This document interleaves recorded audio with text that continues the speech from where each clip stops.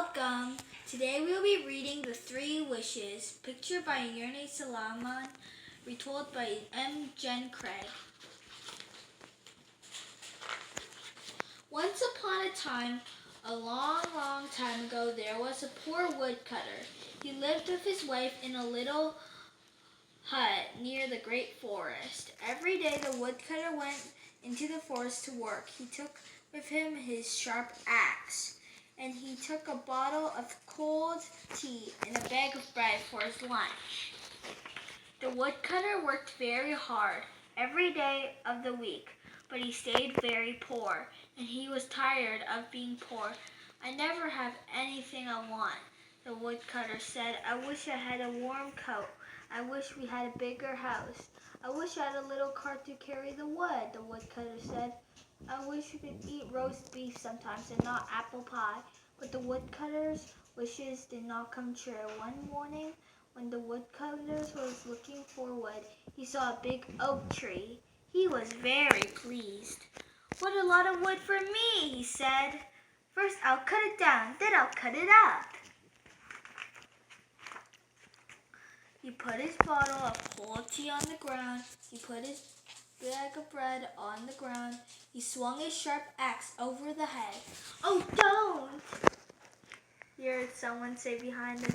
The woodcutter turned and saw a tree fairy.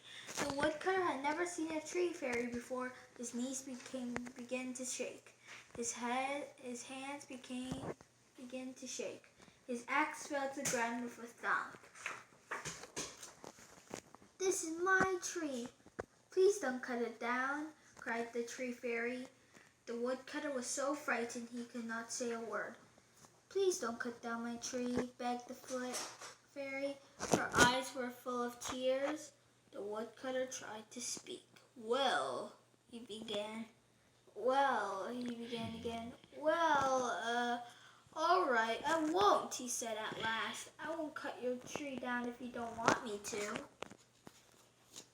"Oh, thank you," said the tree fairy. "How kind you are. And now I'll do something for you. I'll give you 3 wishes. No matter what in the world you wish for, your 3 wishes will come true." Then the tree fairy was gone. The woodcutter picked up his axe and ran all the way home. He told his wife about the tree and the tree fairy. "We can wish for a real house with many windows," said the woodcutter. "Or even a tall castle," said his wife. "Or we can wish for a cart and a goat to pull it," said the woodcutter. "Or even a shining carriage with white horses," said his wife. "We can wish for new fine clothes," said the woodcutter. "Or even strings of pearls and ruby rings," said his wife.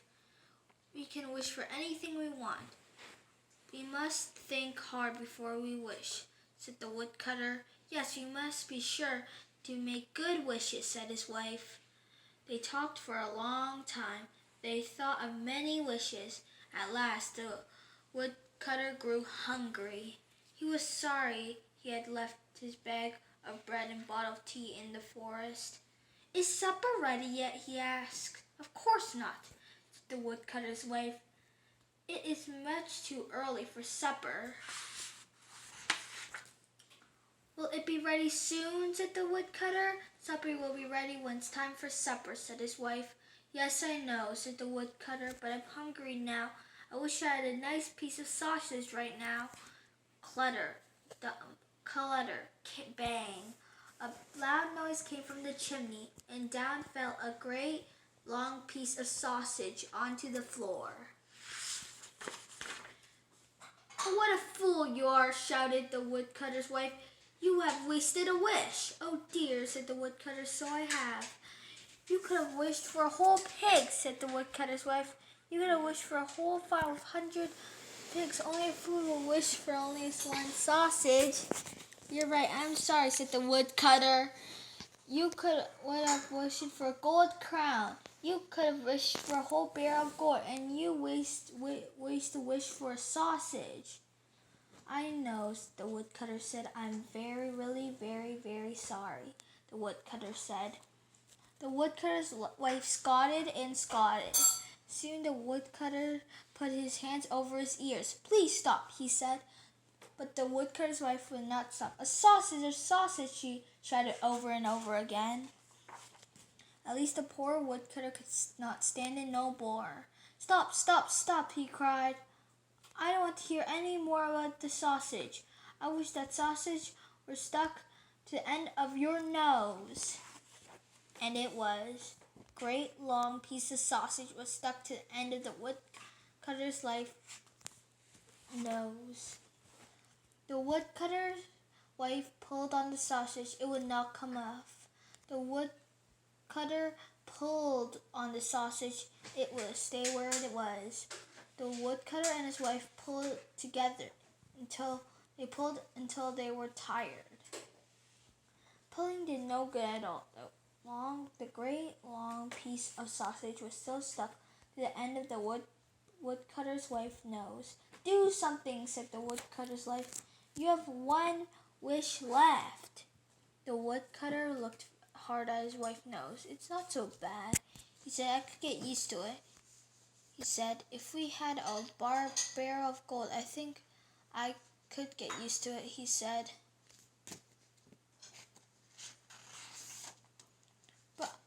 But I'm sure that I cannot," cried the woodcutter's wife. And so the woodcutter had to use his last wish.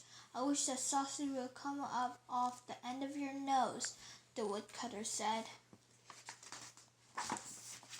Plop! The great long piece of sausage fell from the end of the woodcutter's wife's nose.